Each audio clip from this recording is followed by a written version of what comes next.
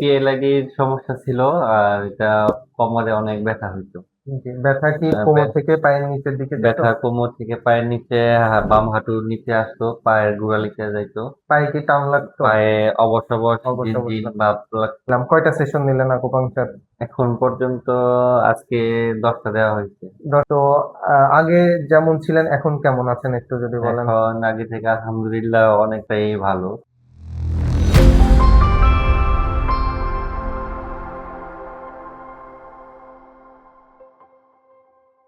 নতুন একটি ভিডিওতে স্বাগতম জানাচ্ছি। আজকে ভিডিওর যে টপিক সেটা হচ্ছে পিএলআইডি চিকিৎসা এবং চাইনিজ আকুপাংচার থেরাপি কয়টা সেশনের মাধ্যমে পিএলআইডির যে সমস্যাগুলো আছে এগুলা দূর করা যায় এ ব্যাপারে আজকে কথা বলবো। এবং আমাদের সাথে আমাদের একজন পেশেন্টও উপস্থিত আছেন, উনি আমাদের কাছ থেকে আকুপাংচার থেরাপি নিয়েছেন পিএলআইডি সমস্যার জন্য।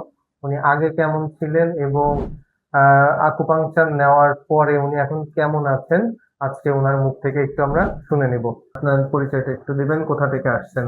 আমার নাম মোহাম্মদ পুলক আহমেদ। জি। আমি সিলেট সদরে থাকি, সুবানীঘাটে।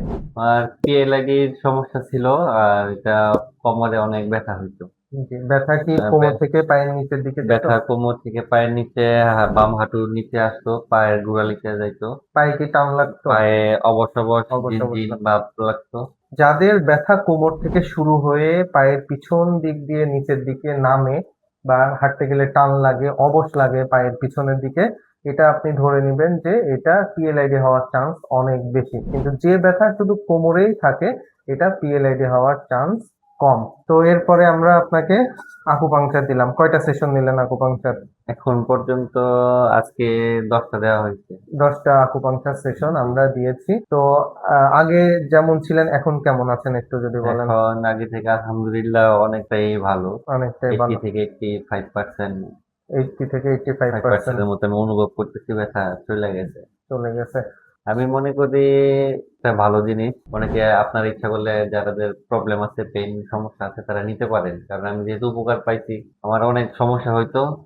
বসলে 10 মিনিটের বেশি আমি বসে থাকতে পারতাম না। আর দাঁড়ায় থাকলেও আধা ঘন্টা যদি এক জায়গায় দাঁড়ায় থাকতাম তাহলে ভাবতাম যে কোমর ঝুলা পড়ে যাইতেছে, এরকম লাগতো। তো আলহামদুলিল্লাহ এখানে নেওয়ার পরে আমি মোটামুটি অনেকটাই সুস্থ আছি, হাঁটা চলাফেরা করতে পারতেছি, অনেক ভালো আছি। দেখেন, ইয়াং এজ, ওনার বয়স হচ্ছে 35। তো এই বয়সে এসে কিন্তু আসলে পিএলএডি সমস্যা হওয়ার কথা না, কিন্তু তারপরেও আমরা অনেক ইয়াং পেশেন্ট পাচ্ছি যাদের বয়স 30 থেকে 35।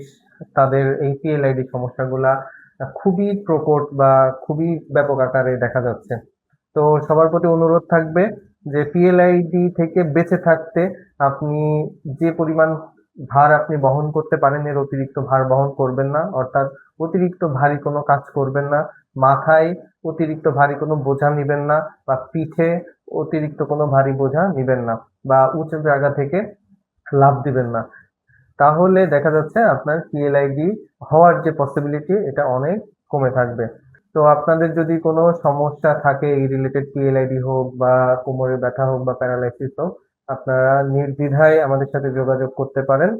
আমরা আপনাকে সঠিক পরামর্শ প্রদানের মাধ্যমে আপনার রোগ থেকে মুক্ত করার চেষ্টা করবো ইনশাল্লাহ।